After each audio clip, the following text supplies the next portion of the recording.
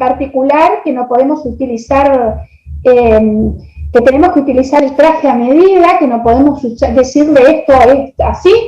Cada paciente, ustedes van a ser médicos, se va a sentar frente a su paciente y el tratamiento va a ser individualizado, es un arte, porque no todos los pacientes vienen sanos, no teniendo nada. Mucha gente tiene otras comorbilidades y bueno, y ahí es donde uno tiene que elegir cuál es el mejor tratamiento. Ahora vamos a ver los fármacos que actúan sobre el sistema renina-angiotensina-aldosterona.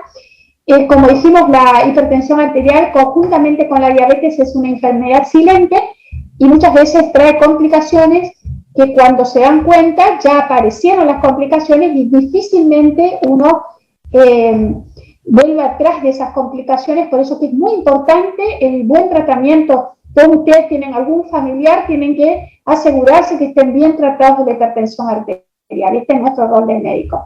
Nuevamente la presión normal, menor de 120/80.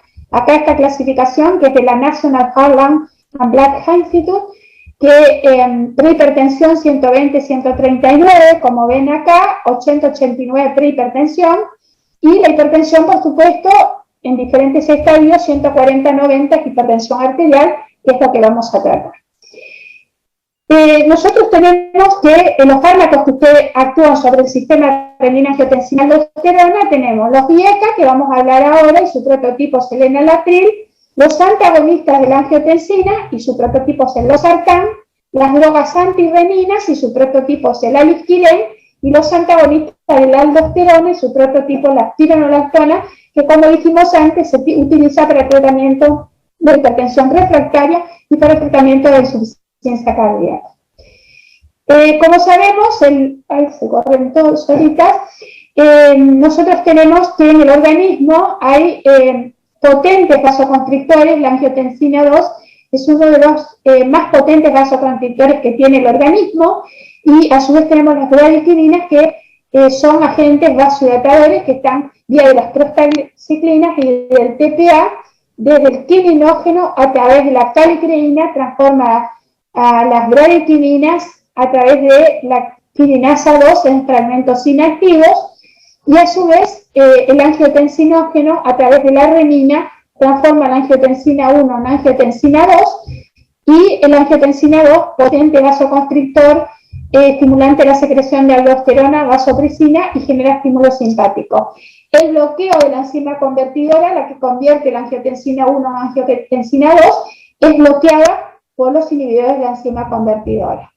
¿Qué acciones hay a nivel renal que van a ser bloqueadas por los IECA? Tenemos acciones a nivel vasculares. La arteriola aferente tiene la función de constricción, la arteriola eferente también.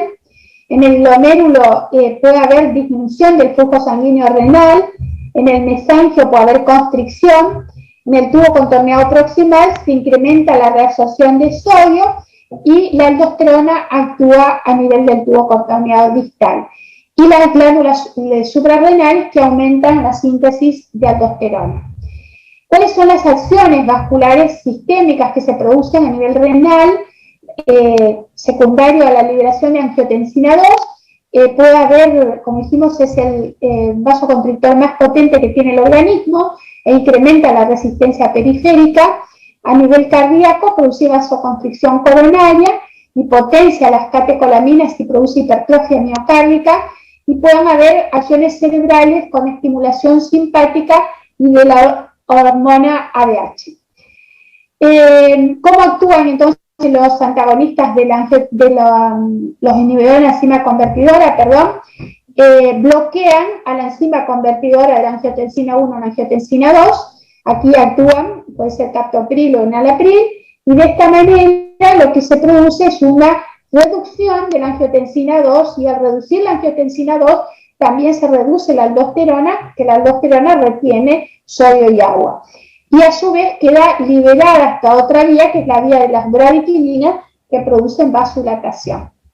Al haber una inhibición entonces de la enzima convertidora por los IECA, bloqueamos toda esta cascada y se libera todo esto que es de efectos vasodilatadores. Lo mismo, entonces la angiotensina 1 o angiotensina 2, fundamentalmente este paso se desencadena a nivel del pulmón, y el bloqueo de la enzima convertidora puede darse a nivel del pulmón o a nivel de cualquier célula del organismo, bloqueando a la enzima convertidora a la angiotensina 1 en angiotensina 2, y de esta manera bloqueamos la vasoconstricción que produce la angiotensina 2 y bloqueamos el efecto de la glándula suprarrenal liberando la aldosterona. ¿Qué efectos tienen entonces estos fármacos? Restauran el balance entre el consumo y la demanda de oxígeno, reducen la vasoconstricción y por lo tanto reducen la pre y la poscarga, reducen la masa del ventrículo izquierdo, son uno de los fármacos prototipos para reducir la masa del ventrículo izquierdo, reducen la estimulación simpática, tienen un efecto beneficioso en la injuria de reperfusión. Los inhibidores de enzima convertidora entonces hacen de que no haya angiotensina 2 y por lo tanto no se produce la vasoconstricción periférica importante que se produce por esta enzima. ¿Qué efecto tienen los IECA? Tienen efecto antiaterogénico, antiproliferativo, antimigratorio de células del músculo liso, de los neutrófilos, de las células nucleares, mejoría de la disfunción endotelial, tienen un efecto protector a nivel de la placa, tienen efecto antiplaquetario, efecto fibrinolítico endógeno, efecto antihipertensivo y mejora el tono arterial. Este es el grupo, la clasificación de los fármacos de los IECA, y todos fíjense que terminan en PRIL. El prototipo es el enalapril, y acá tiene las diferencias farmacocinéticas. Tienen vida media corta, el captopril y el alecepril, y el de vida media más larga, que dura hasta 110 horas, es el ramipril. Pero también tenemos enalapril, lisinopril, cilazapril, fosenopril, tandolapril, quinotapril. Los IECA pueden ser clasificados en los que tienen grupos sulfidrilos, grupos carboxilos y grupos fosfóricos. Y entre ellos tenemos los que tienen grupos sulfidrilos, tenemos el captopril y el sofenopril. Este grupo sulfidrilo es en gran parte responsable de la tos, pero la tos como efecto colateral no se presenta solamente en los que tienen grupos sulfidrilos, sino en todos, pero predominantemente en los que tienen este grupo sulfidrilo, por eso que el captopril fue retirado del mercado. Los que tienen grupo carboxílico, el enalapril es el prototipo y tienen todo listado acá, y los que tienen grupo fosfórico, el fosinopril, que lo ven acá, pero tienen efecto de clase, todos ellos podemos utilizar cualquiera de los fármacos. Captopril, absorción oral, biodisponibilidad de un 65% y reducida por alimentos, una vida media de 2 horas, desaparece en sangre después de 4 o 5 horas, pero continúa teniendo ese efecto residual por unas horas más. Sin embargo, captopril dejó de utilizarse porque tenía que administrarse 3 o 4 veces al día. Y el prototipo es el enalapril, que se administra como profármaco, se hidroliza a nivel hepático a enalaprilato, y el enalaprilato es la forma activa del enalapril. Puede administrarse por vía oral endovenosa. La forma endovenosa se utilizó muchísimo hace unos años atrás y fue dejado de lado porque era un vasodilatador muy potente, pero no en forma aguda, sino que tenía un efecto inicial lento y después un efecto sostenido en el tiempo, y entonces uno administraba una dosis y después, cuando tenía el efecto sostenido, generaba hipotensión muy acentuada y dejó de ser utilizado endovenoso, se utilizaba en las crisis hipertensivas. El enalapril comienza a tener su efecto a los 60 minutos y persiste su efecto por 18 o 30 horas, de manera tal que puede ser administrado una vez por día, pero en general la mayoría de veces dura 12 horas y el enalapril debe ser administrado cada 12 horas. Vienen en comprimidos de 2,5, 5, 10 y 20 miligramos, y esto es muy importante. Hay fármacos que no actúan por sí mismos, sino que tienen que transformarse en una molécula activa, y esto es el caso del enalapril. ¿Cuál es la farmacocinética? La biodisponibilidad es variable, entonces algunos se absorben más con los alimentos, otros menos, depende de cada uno de los de cada uno de los grupos. Se metabolizan a nivel hepático y se eliminan por riñón. Pasan la barrera placentaria y tienen efectos teratogénicos. los IECA o ARA2 no deberían ser utilizados en el embarazo. ¿Para qué se utilizan? Para el tratamiento de hipertensión arterial, para el tratamiento de la insuficiencia cardíaca y para el tratamiento del infarto agudo miocardio. Previenen el remodelado ventricular, evitan que el corazón se agrande después de un infarto. A su vez tienen un efecto nefroprotector y tienen un efecto de protección cardiovascular para el tratamiento de la hipertensión arterial. ¿Lo podemos utilizar como agente de primera línea? Sí, podemos utilizar como agente de primera línea. Si yo tengo un paciente que solamente viene a la consulta y no tiene ninguna otra patología y solo hipertenso, yo puedo elegir un IECA o ARA2, siempre y cuando no sea una paciente en etapa fértil.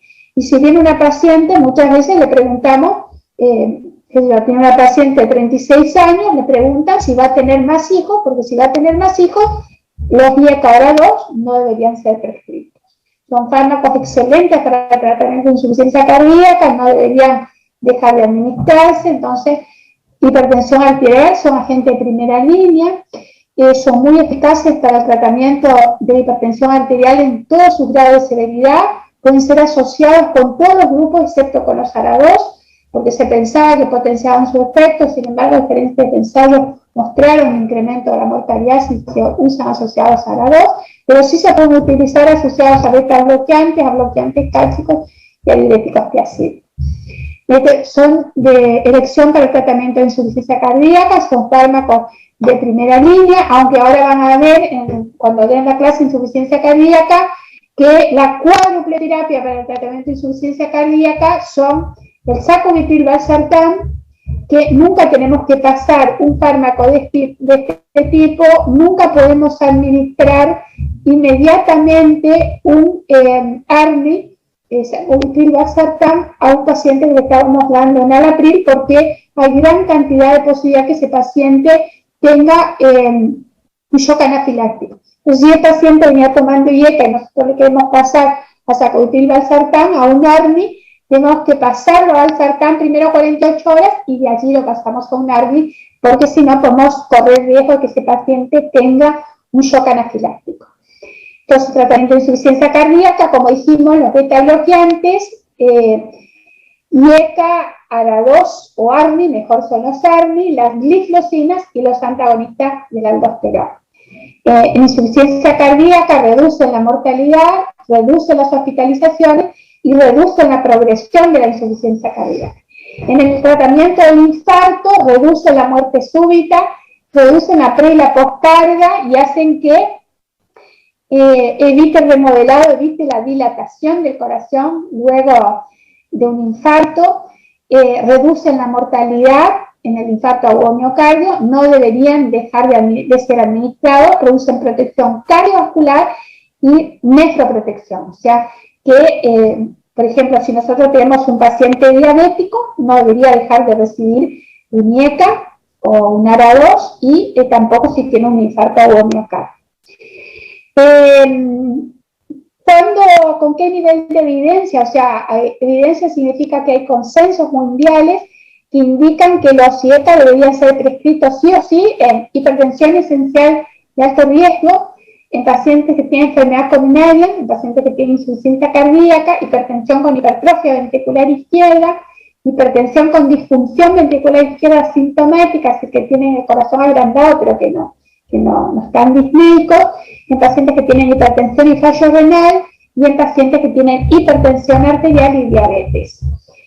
Nosotros podemos tener en el tratamiento de insuficiencia cardíaca vasodilatadores arteriales o vasodilatadores venosos.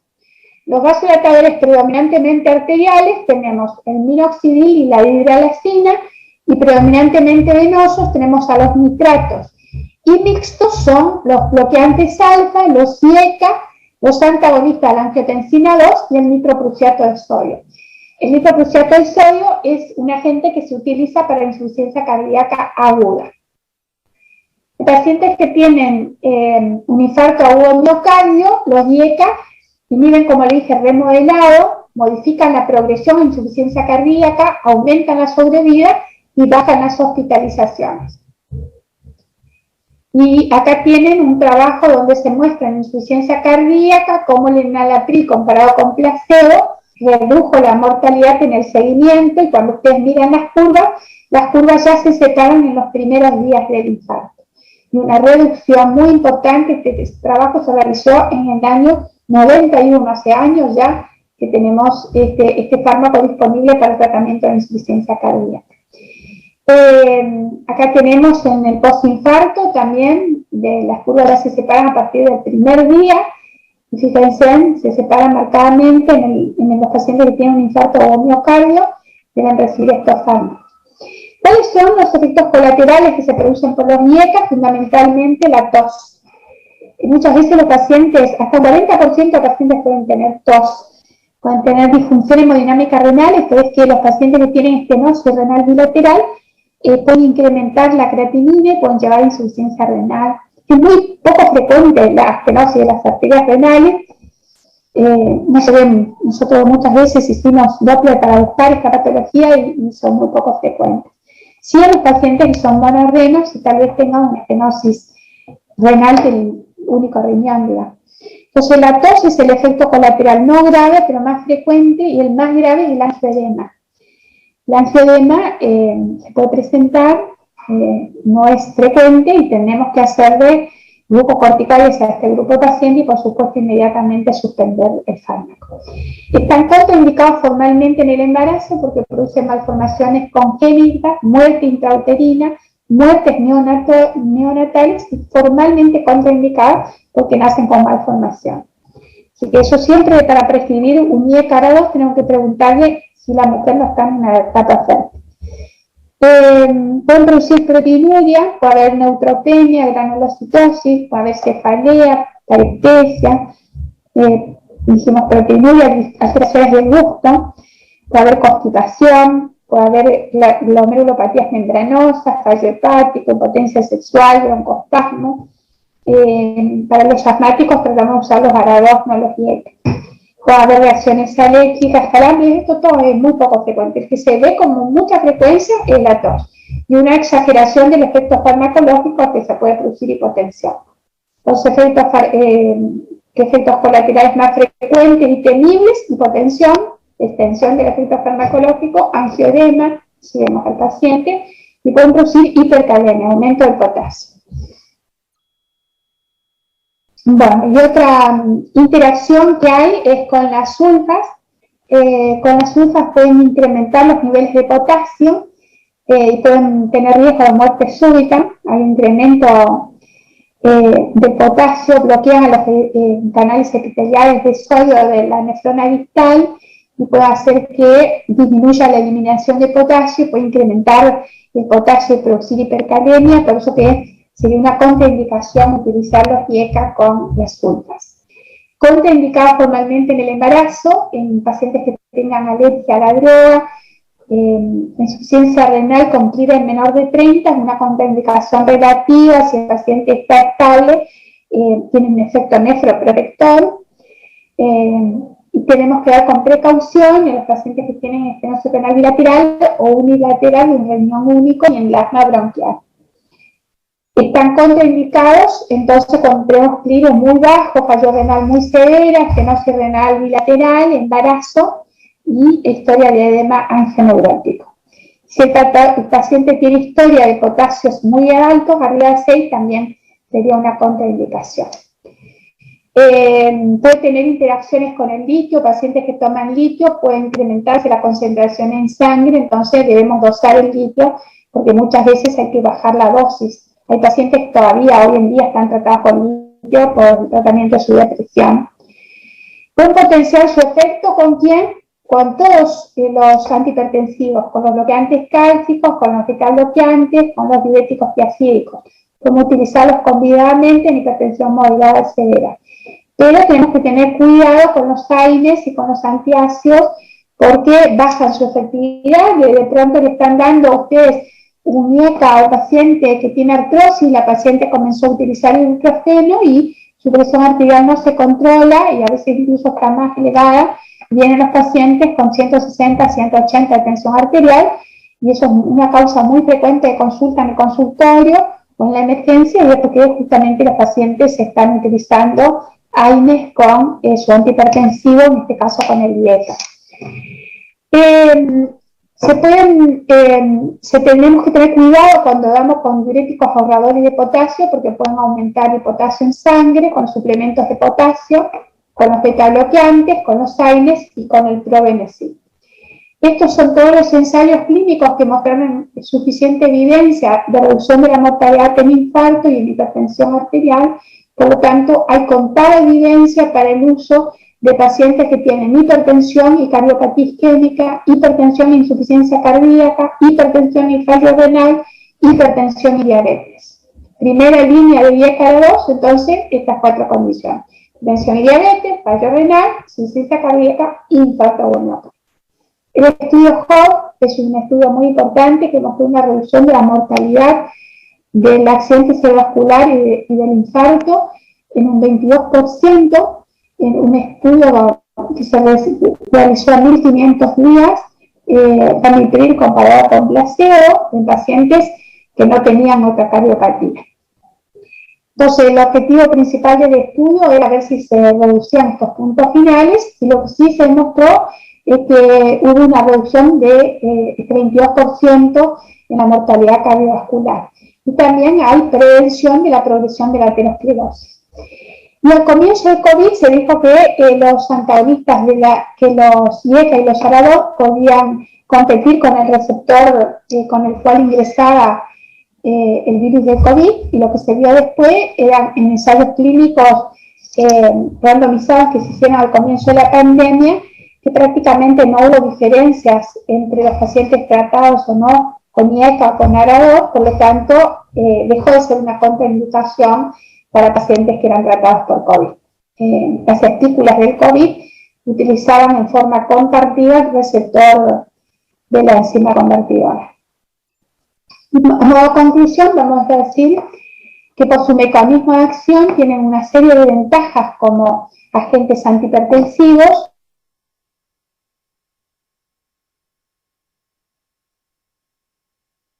su utilización crónica para el tratamiento de la diabetes, de la hiperlipidemia y en la gota. Son fármacos de primera línea para todos los casos de hipertensión arterial, ya sea hipertensión sin ninguna patología, pero también hipertensión, insuficiencia cardíaca, hipertensión y cardiopatía isquémica. En general, la comunidad médica en el mundo y acá en Argentina selecciona a los IECA como fármacos de primera línea en el 60% de los pacientes. Son fármacos muy utilizados, sus efectos colaterales no son graves, y si se presenta el fármaco más importante es la tos seca, que los médicos ya estamos alertados, y se cambia el medicamento por otro. No están contraindicados en pacientes que tienen COVID, son de primera elección en hipertensión y diabetes, hipertensión y insuficiencia cardíaca, hipertensión y fallo renal, hipertensión y enfermedad coronaria. Y no deben ser utilizados en el embarazo. Entonces, ese es un dato muy importante. Van a encontrar fármacos como estos y la cestatina, que ustedes no tienen que utilizar en etapa fértil, o si los pacientes utilizan, tienen que tener las medidas anticonceptivas necesarias para no utilizarlos. Bueno, esta es la clase de los IECA. Ahora vamos a hablar de los ARA2. No sé si hay alguna, mientras preparo la pantalla, si hay alguna pregunta, algún comentario.